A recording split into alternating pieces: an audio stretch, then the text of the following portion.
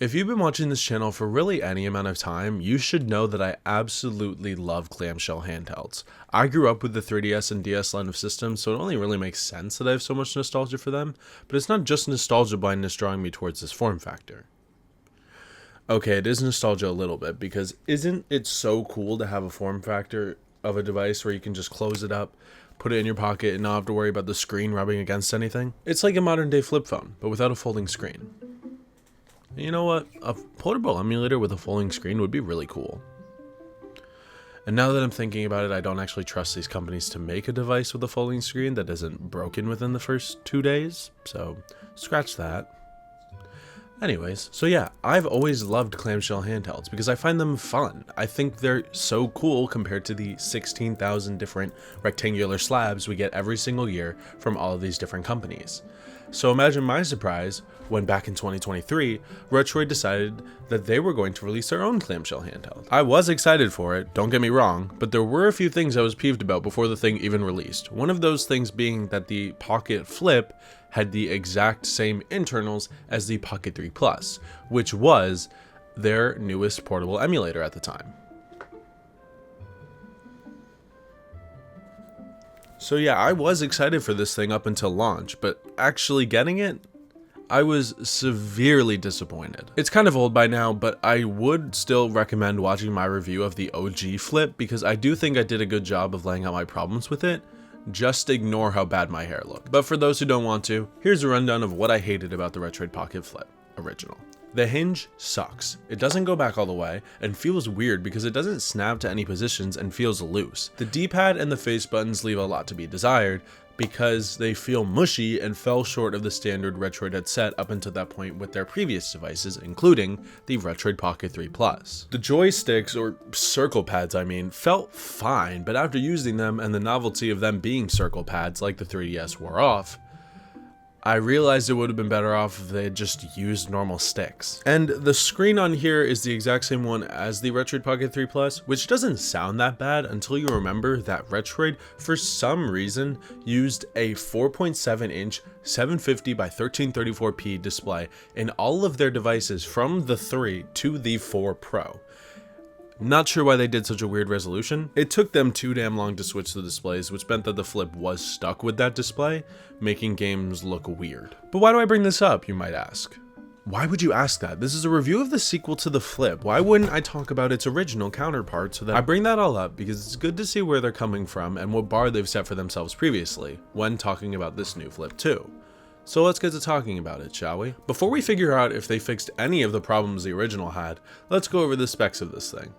The version I have here has a Snapdragon 865 processor, 8GB of RAM, 128GB of storage, a 5000 mAh battery, analog triggers, Hall effect full-size joysticks, and a 1080p 60Hz 5.5-inch AMOLED display. If any of that sounds familiar to you, it's because this thing has the exact same internals as the Retroid Pocket 5, which released late last year. I mentioned earlier that one of my misgivings about the original Flip was that it had the exact same internals as the Pocket 3 Plus, so it would be a little hypocritical of me to not have the exact same misgiving here. And I do. For as much as I love the clamshell form factor, this device is a lot less exciting to me because it has the exact same internals as a device I reviewed last year. There is a model you can get on their website that has a D1100 processor instead of the 865 processor you get in this model, but one, that model is sold out and I'm not sure if it'll ever come back into stock, and two, it's worse performance. Why would you get that? I'm pretty sure it was Bob Wolf from the Wolf Den who said he wasn't going to get the Flip 2 because it was the exact same thing as the Pocket 5 and that made it boring. And I agree. I think it makes reviewing these devices a lot less exciting if the only thing I can really base my review on is hardware because I've already reviewed the software and the power that it holds 7 months ago or however long I reviewed the Pocket 5. Anyways, let's see if this hardware has been improved in any way. Yes, the hardware has been improved. Even if we're just talking about the outer shell, this thing is so much better. The OG Flip has a very rounded design that makes the already kind of small device feel even smaller. And I mean the Flip 2 has rounded edges, but certainly not to the same degree. Roundness to feel smooth, not as a design quirk. I also think this device just looks a lot better in general. I chose the translucent color options for both of them, and I think the Flip 2 just does it so much better. The ice blue option on the Flip 2 looks so much better than the watermelon of the last Flip. I think translucent blue is just a nicer color than the red in the original anyway, but they did do the exact same translucent thing for the Pocket 4 and 4 Pro, and I honestly don't think it looked that good here. So maybe it's just a Flip 2 thing. I don't know. I think it's the fact that the blue as a color just looks really good on its own, but with the translucency, is that a word? And with the controls and everything adding onto it, just makes it look really good and gives it a sense of intimacy that I didn't get from the other devices. Also, I'm not so sure what this clock symbol on the top is supposed to mean or represent, but I dig it. It certainly looks a lot nicer than just having the Retroid logo, which is just Retroid spelled out on the top of the device. The logo this time is on the bottom, centered at the bottom, which I like. I think it actually looks really nice here. Moving on, the controls have also been heavily improved. The whole layout is flipped. The OG had the D-pad and face buttons on the top and the the circle pads on the bottom. And like I said, it's flipped on the Flip 2. That's not the only difference though. The controls as a whole have been heavily improved. The D-pad on here is the exact same one as the one on the Pocket 5, which was already amazing, so there was no reason for them to switch it up. And they didn't, which I'm happy about. It's clicky and responsive, much like the one on the 5, being a million times better than the one on the original. The joysticks on here are full-size joysticks compared to the circle pads on the original, which I like. Their Hall effect, which is kind of a buzzword nowadays, but it just gives me a little bit of peace of mind knowing that these are going to last even slightly longer than the average joystick on one of these retro handhelds. Retroid has been perfecting their stick game since the Pocket 4 when they started using detachable sticks. Those kind of sucked because they kept falling off and I would always lose them, and I had to ask them to send me replacements because I literally lost them and could not find them anywhere, and there was no place to buy replacements. But then they perfected it on the 5 because those never fell off, and these are just better than the 5s. I like the indents on the Pocket 5 sticks, but these just feel closer to an actual game console sticks rather than ones they got for a gaming handheld specifically. That's not a bad thing. They have to get these parts from somewhere, but I just like these new sticks better. Oh, and I completely forgot that there are RGB lights under the joysticks. I forgot because the ring under the joysticks don't stick out like a sore thumb like some of them do on other devices, and I just never use them. For what they are though, they look pretty nice. My ice blue color only looks good with a few colors being lit up, like blue or green, but you can pick between so many different colors on a very detailed color wheel. The controls here for the lights are kind of insane, because you can change the color of either one of them alone or both at the same time, how bright they are, the saturation of the color you choose, and, like I said before, have this huge color wheel that lets you choose any color you want. It's cool. I think it's nice they're here, which is what I say for every device that has RGB lights under the sticks, but I never use them, so they go to waste for me. But now let's talk about something I have to use. The face buttons feel fine.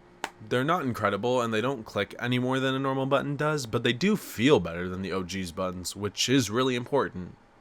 Not much more to say on that front. The triggers here are analog, and they feel really good. They have a good amount of travel to them and work really well for retro games and streaming games that utilize them. The bumpers also feel really good. They're long and clicky. They just feel good. One thing I can complain about though about the triggers is that they seemingly lock or stick when they're not being used, which means that they require a bit more force than I'd like, and they make a clicking noise whenever I go to use them, which is kind of annoying. Those are just small complaints though, they feel really good regardless. The screen here is the same one from the Pocket 5, but the different form factor does a lot to make this feel more unique and interesting, and hey, how can a 5.5 inch 1080p OLED display be boring? It's beautiful. All the colors are really pretty and pop on here. The OLED obviously makes everything look really good no matter the system you're playing. The device has small bezels surrounding the screen that make it look nicer because it takes up a good amount of the top half, and there's never any marks left by the controls or anything on the top half of the display from the bottom half, which other handhelds have had problems with in the past.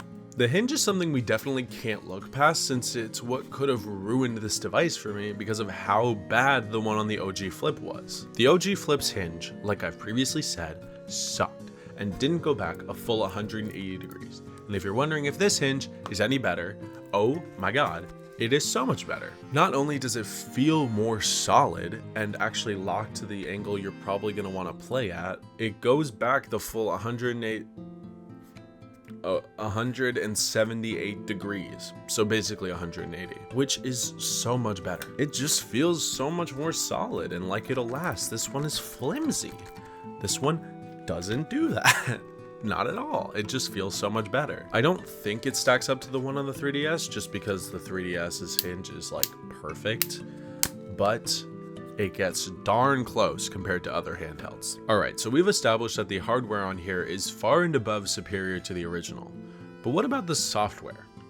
Well, the software on the original wasn't terrible, it was just basic Android, but this being an updated version along with Retroid's newer Android ROM launcher being pre-installed, it just makes the experience a lot better. Android 13 is a lot smoother than Android 11, and there's not much Retroid could have done in terms of making the stock Android experience much better, but even the little things like the wallpaper or the homepage when you first turn it on are improved from the original. It just feels a lot cleaner. Their launcher is the same as always. It works really well, but there's not much more you can really say about it. It loads ROMs well, is sometimes annoying with the artwork, and still has no section for Android games, so if you're going to want to do anything outside of emulation, you're gonna have to exit the launcher every now and then, or maybe just not use it at all, like I do. Something that I've been doing a whole lot recently that this thing has been great for is game streaming, whether that be from my PC or Game Pass. I'm not new to game streaming. I've talked about this at length in my Pocket 5 review, and this thing is no different. A few weeks back, I started playing The Last of Us Part 1 on my laptop a lot at college, and when I got home to a place where I actually had good Wi-Fi, I decided that game streaming from the laptop to this thing was the better course of action than lugging around my laptop. And the streaming experience has actually been really great. I used Moonlight on the Flip and Sunshine on my laptop, which actually works much better than Steam Link or any other streaming software I've used. It all just works really well and games run smoothly, which is great. Some people are probably just going to tell me to use Winlator or Pluvia, but my games don't work on Pluvia, and I don't want half of my storage on this device at least to be taken up by a PC game that won't even run anyway. So game streaming I think is the best option. So yeah, game streaming on here is really simple and fun. It means that I can leave all of my retro games on the internal storage and just play them whenever I want to. And whenever I want to play something that doesn't have an Android port, like say Celeste or The Last of Us, I can stream it directly from my computer. If you watched my Retroid Pocket 5 review, you'd know that I recommended that device as just a standalone streaming handheld if someone didn't care about retro games anyway. But I don't think I can do that for this one, just because it is $230, and I don't think anything above $200 is a good value for a dedicated streaming handheld. But I mean, that's up to you to decide. If you want a clamshell form factor instead of a slab and you want it for game streaming, that's perfectly fine. I'm just saying I wouldn't recommend it because it is a little expensive. Something I can recommend this thing for is emulation. Sorta.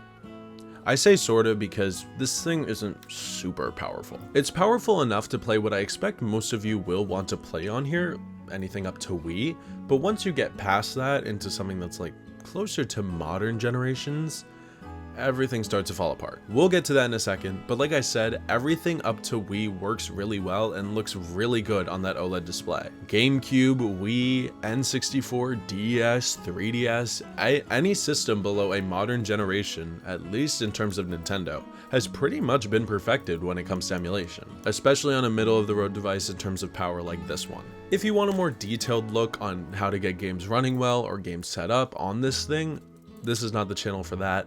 Retro Game Core and a bunch of other channels have already done more in-depth videos about this device, so go check those out if you want something like that. And if there are any of them that you find for the Retroid Pocket 5 that are really helpful, this is the exact same device, just in a different form factor, so you can follow that one too. Where I get a little disappointed, and this is something I talked a lot about in my Retroid Pocket 5 review, is anything above Wii, like Switch emulation. Sadly, this is the part that I can't show you because I don't want Nintendo to strike down my channel, but I will explain to you, and hopefully you can picture it in your mind. Okay, so I'm not expecting the world from this device. It is $70 less than what a Nintendo Switch currently retails for, so I can't really expect that much.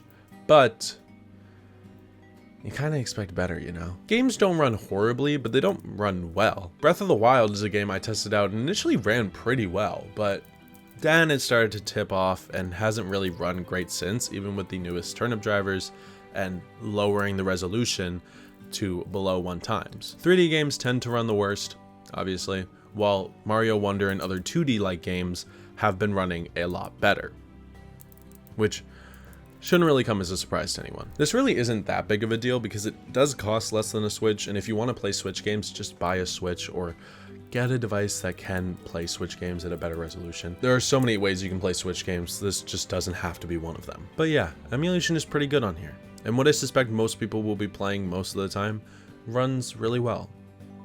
And yeah, that's really all I have to say. This device, as a whole, is a huge step up from the original Pocket Flip. It felt like I couldn't recommend the original to anyone.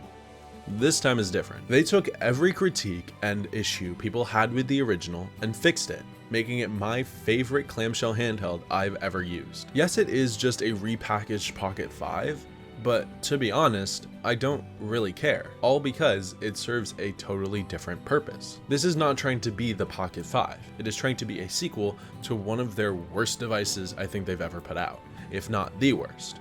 And it succeeded. The D-pad is better, the face buttons are better, the joysticks are better, the screen is better, the hinge is better, everything is better. This device is for those that were let down by the original, those that want a good clamshell handheld, and those that just want a good portable emulator that can play retro games and stream games at the same time. I do think it's a good value at $230, but just know the Retroid Pocket 5 is always there if you want to pay less and have the exact same internals.